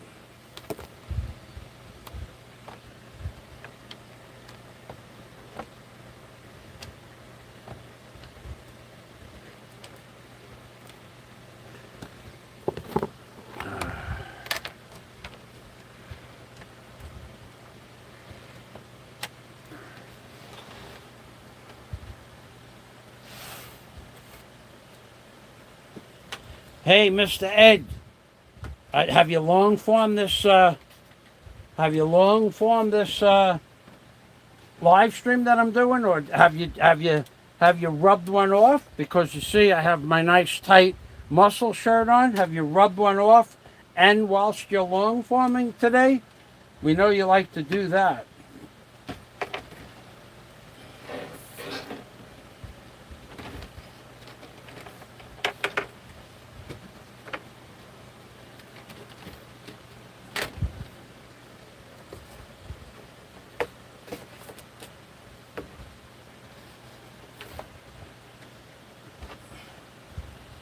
Mr. Ed.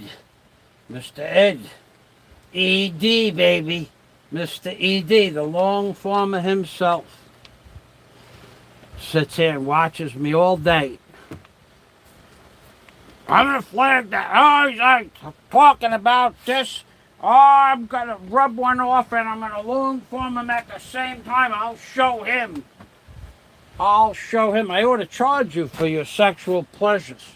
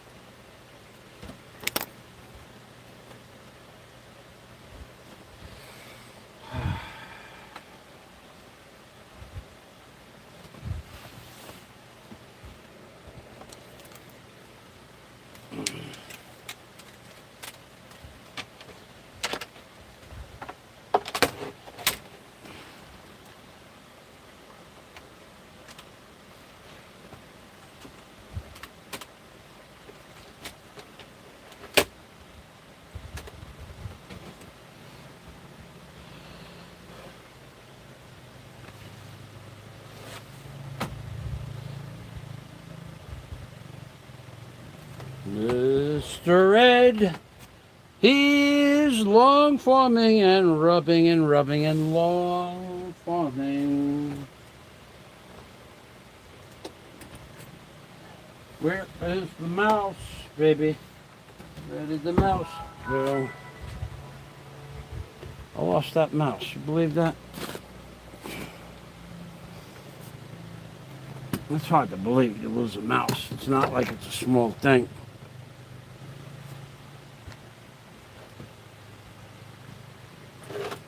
Here it is.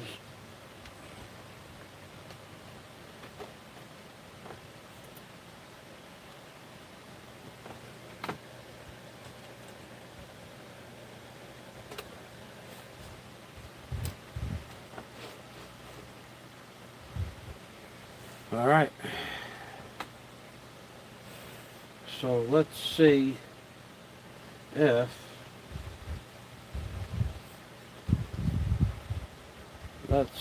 this is gonna work. But then if this works, I'm done. My job is done. What I have to do for the rest of the day is on another property, and you can't come. You're not invited.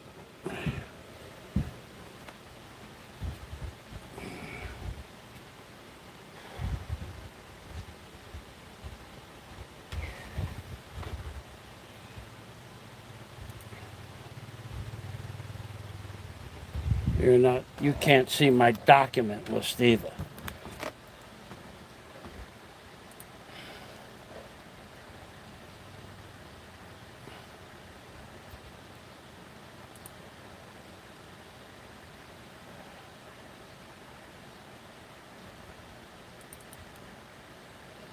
No, you can't see that list.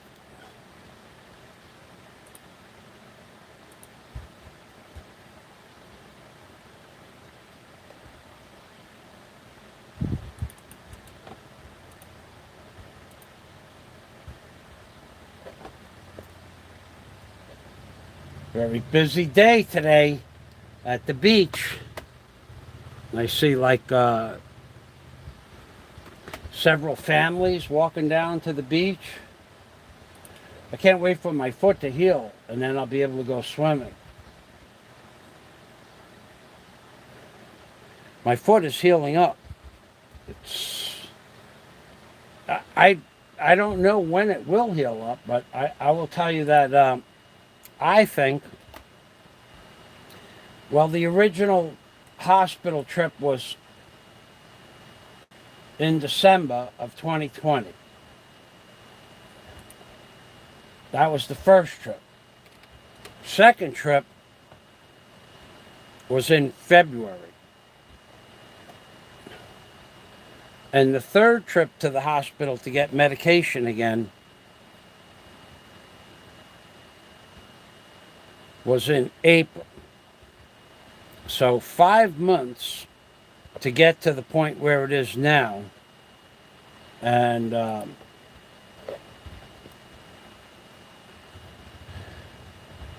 I think I'm just shooting, I'm hoping that by July 4th, the skin will have grown back.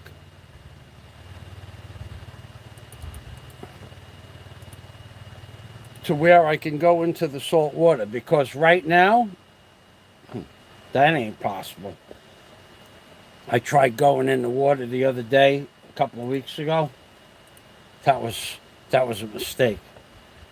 It was like I got in, and as soon as the salt water went through the ishka, the soft, pliable skin that's going to become skin, oh, made me cry. Made me cry. Made me cry. Oh, it hurt so much. It hurt so much, and I had to walk 150 feet out of the water, and it was like, oh, we're not going to make this. That was a mistake. That was a mistaker. That was a mistake. Holy macaroni. I want to talk to you about one more thing before I end the live stream. Let's see if we get these speakers working. I'm gonna get one of my videos so I don't get a copyright takedown on it. The American border has Biden's border policy is allowing approximately 200,000 people from Guatemala, Peru, Mexico. About 200,000 people a month are moving from Latin American countries into America, and they're all collecting part of Biden's $4 trillion stimulus plan is to give every immigrant family $13,000, I think it was, or $15,000. Now, you didn't read about that, did you? No. So that's part of Biden's $4 trillion package to stimulate the economy, is to give every migrant family either $13,000 or $15,000, which is not new, by the way. That piece of shit, Kennedy or Johnson or one of them. No, maybe it was Bush. Maybe they have what's called a wet foot, dry foot program in America. A Cuban. I don't care how the Cuban gets to America. Doesn't matter. A Cuban from Cuba. He hops right on a fast speedboat because it's only 90 miles. He swims. He comes on a raft. He stows away in a fishing boat, jumps off the boat, and gets to shore in Miami or Key West, they pick him up. They give him all the dental work that he needs to get done is done. They check his. They give him a full GI series and they fix any operations or anything like that that he needs. He gets that. He gets immunization shots, whatever he has to get, and then they release him, but they give him a check for $6,500. And they find an apartment for the Cuban. I'm not making this shit up, this is the truth. And they give the apartment, some sort of Section 8 apartment. They pick up the electric and the water and the apartment for 90 days. They pick up the rent. They give this guy 6,500 pesos so he can buy $6,500 so he can buy furniture, refrigerator, whatever he needs. And then in 6 months, he gets another $6,500 and he gets a driver's license the first day he's in America. So they give him about $22,000 with medical, dental on average. Any Cuban does. Now, if a family of 4 comes, they get $88,000. 5, you get $110,000. This is America. You try getting $20,000 from the American government for one thing or another, you're going to get nothing. They want to give $13,000 to each foreigner, migrant that comes into America.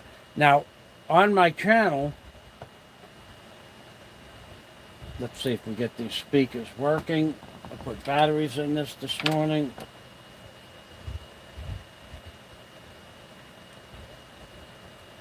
Hey, you.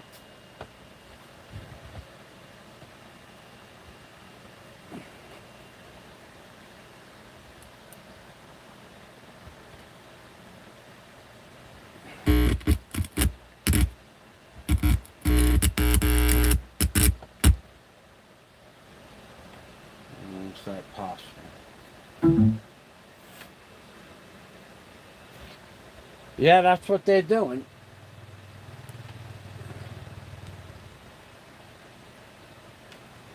Given the, they want to give the immigrants $13,000 each. Day one.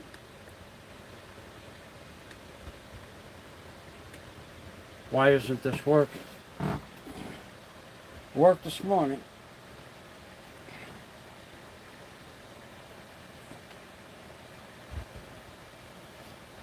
All right. And I have proven this in my book, Angels on the Ark by Michael Fazio. And ladies and gentlemen, thank you very much for watching my dissertations on the dollar bill. And these are just some of the secrets that I wasn't working because I had it on mute. Angels on the Ark by Michael Fazio. And a God day to everybody. Now, I bought this set of speakers about 3 years ago. And they work now 3 years.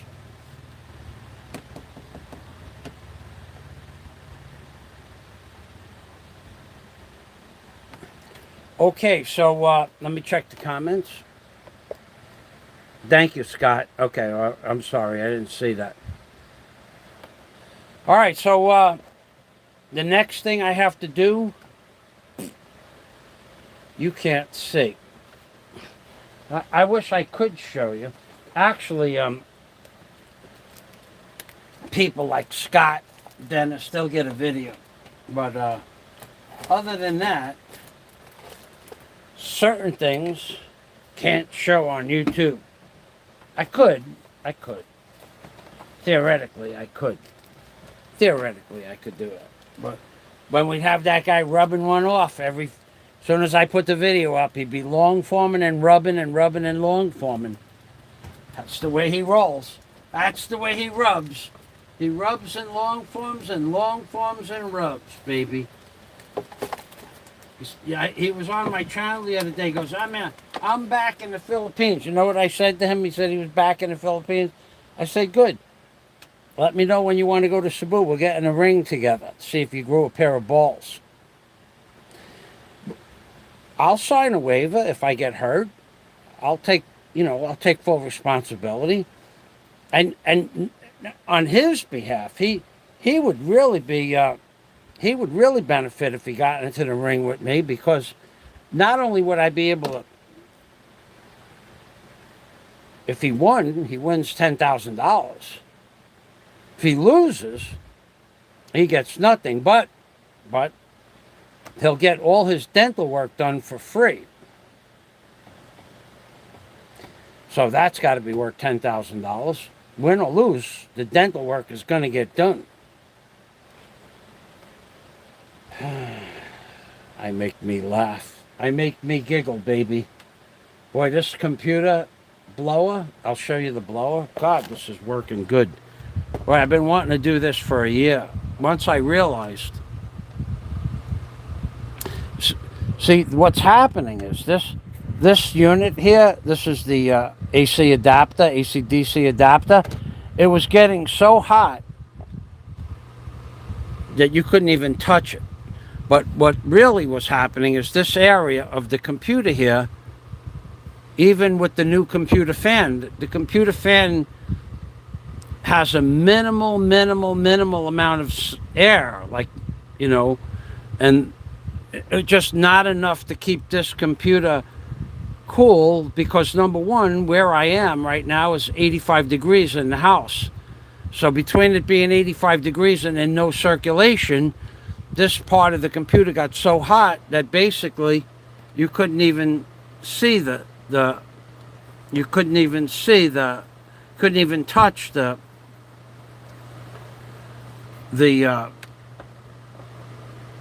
top of the keyboard. You could touch it, but it would be an inconvenience. So let me show you the view from my house here, and then I'm gonna say goodbye, Johnny Pizzazzo, Bobby Digital. Thanks for stopping by. Let me show you this. Let me get this up here like that. I bought a new set of curtains. I don't know that I'll put them on. I'll probably just clean these.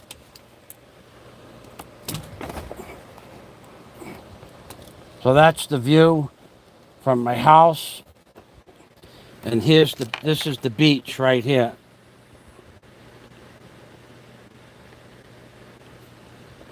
Right there's the beach, baby. Where that yellow thing is, that's a white sand beach.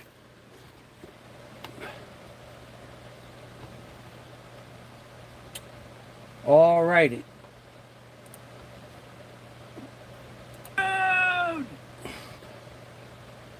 And I think I'm done. I think I'm going to put these sets of tools away, and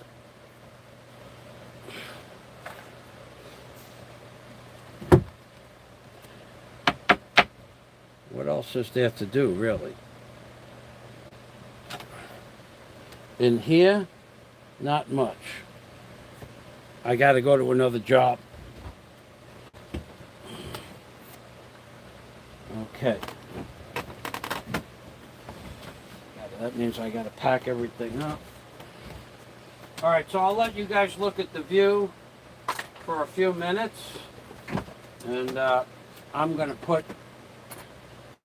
what tools belong here away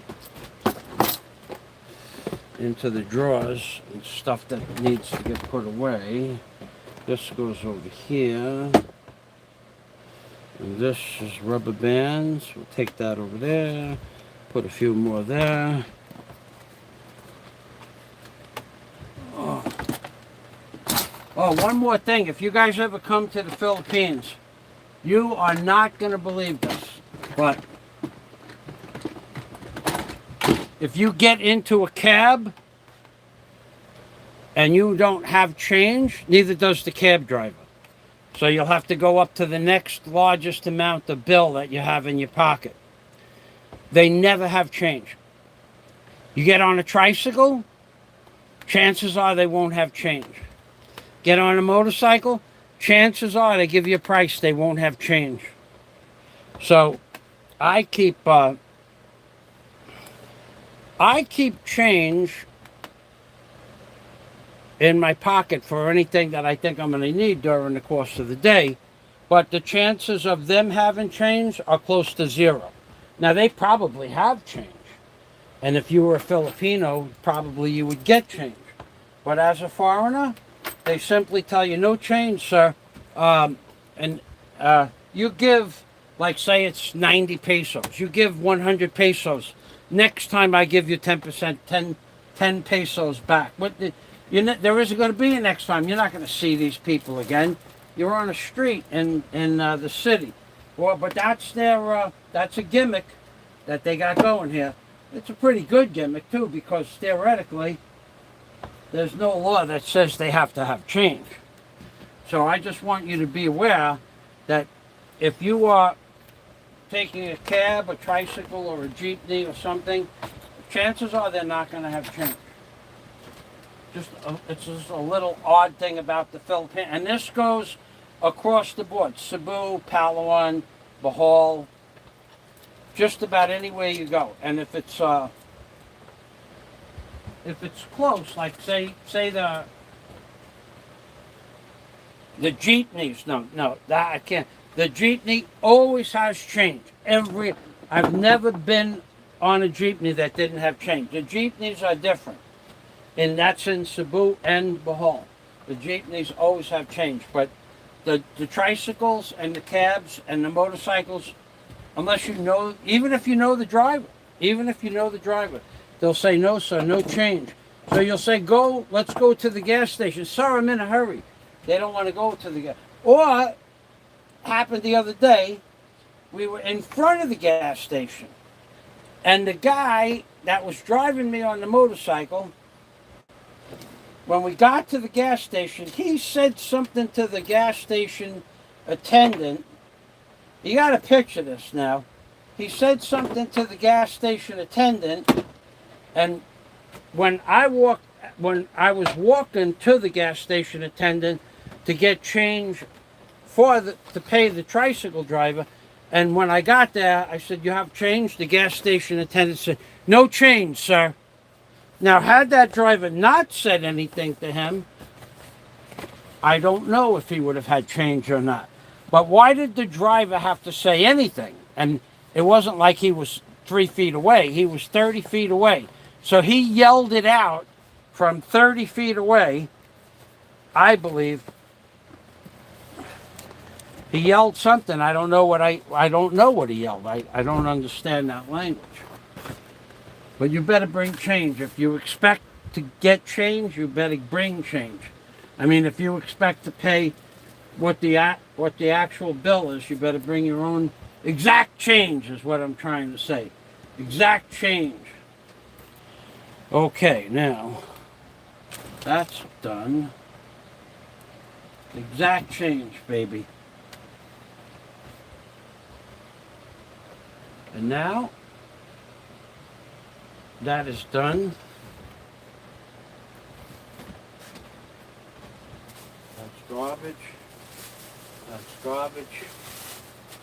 That's garbage.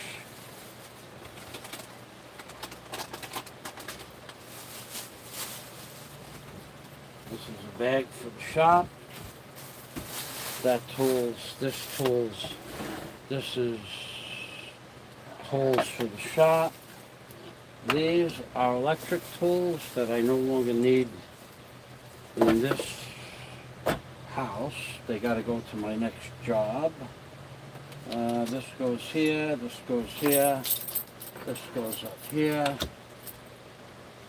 This can go back into the shop. This goes into the shop. Exact change. And you know, if you said to the driver of the cab, open up your wallet. They won't do that, number one. You're not allowed to do that either, but you better bring change. If you expect to pay the amount on the meter, you better have the exact change. Alrighty. Coming along. Let me show you what we did so far. Ah, here's something. See that? See the screen there? See the screen behind it? 30 inch. I don't know, whatever size screen that is. 39 inches. I don't know if that screen is broke or my HDMI cable to my computer is broke, but I think it's the screen, actually, because I put another computer on there and it didn't work. So that screen lasted 2 years, $400. And it's really garbage. Now, it's there because one day I'll take it into the city and see if somebody could fix it. But in the meantime, I needed another screen, so I got this one. But it was a $400 screen that lasted about 2.5 years, 2 years. All right, so here's, we got the shelf, we got the speakers up there now. 1 speaker, 2 speakers, 3 speakers. Got my Mr. Obama stuff over here, over there. It's coming along. Got to get a few more things on the wall, but I did clean up the bench quite a bit since it's just a mess. I mean, you know, I'm working with what I can, with what I could do. I can't do much. I don't have an office. I will, though, soon.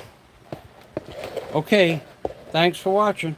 If anybody has anything to say, I'll give you about 90 seconds to put it on the screen. If it's a question, I'll answer the question.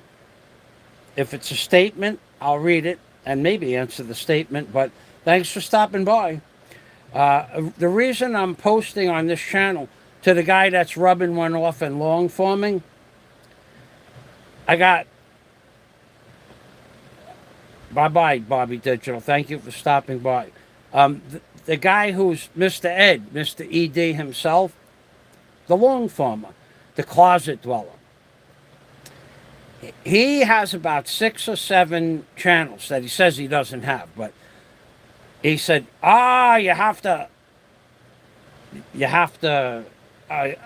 you got a strike, so you have to use your other channel, something like that. Asshole. I didn't get a strike. If I got a strike, I wouldn't be able to post on my dashboard.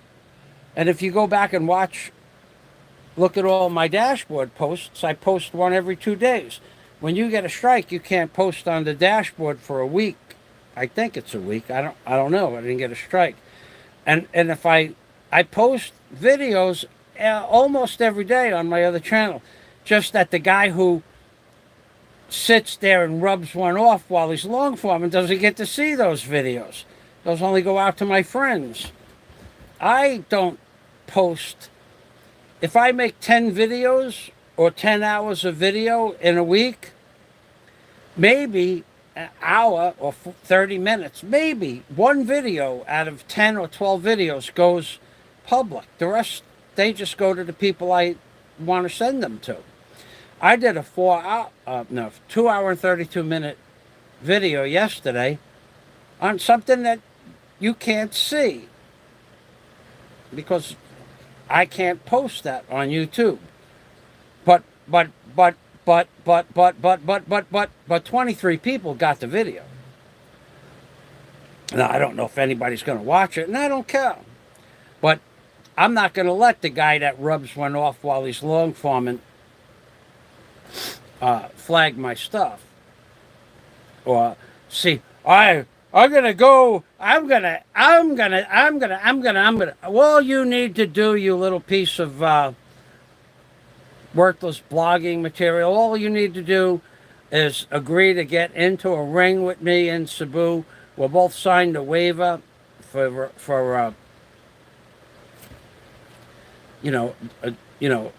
whatever it is, the waiver. When you go into a ring, you have to sign a waiver saying you release all fiduciary responsibility from the ring and the other person. Well, that's all you got to do, is just release your,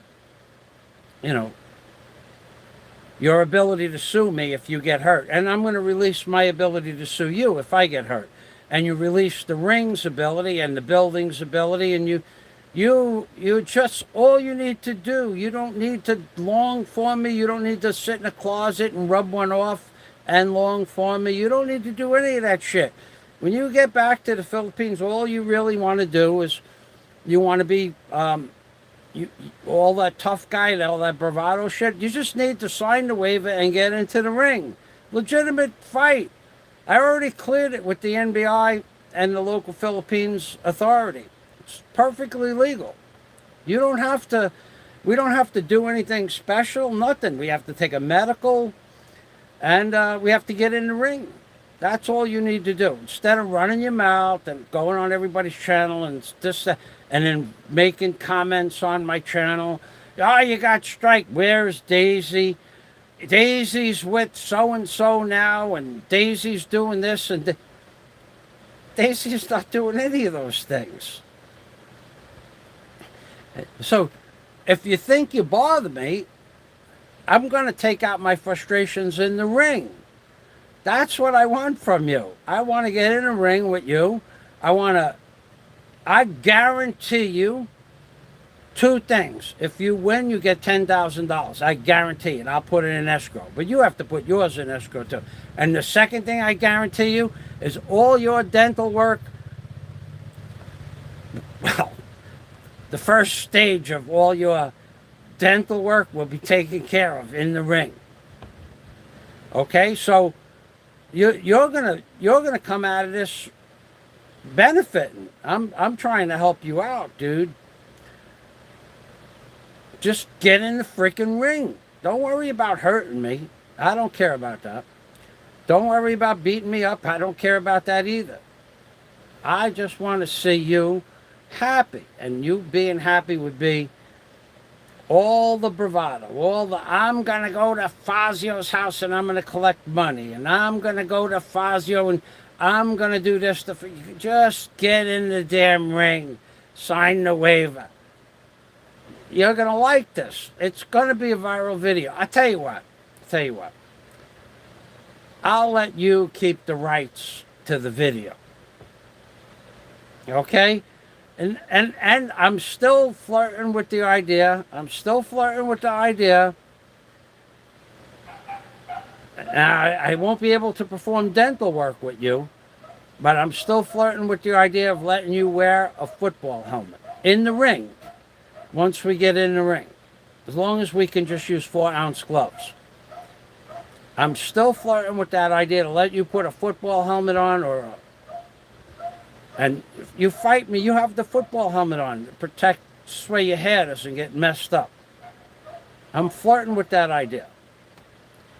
I think it'd be so cool for you to get in the ring. That would be the first time in history that somebody allowed somebody. I don't even want to put boxing headgear, protective gear on. I just want you to have a nice football helmet on your head. This way your hair doesn't get messed up. Me and you. And then you could pretend I'm Barry Jordan and that you're going to beat up Barry Jordan because you couldn't beat up Barry Jordan anyway. But you could pretend. You could pretend I'm Barry Jordan because you have a dislike for Barry apparently more than me. So just don't worry about. I'm flirting with the idea. And you still get $10,000 if you win. So that means your hair won't get messed up, but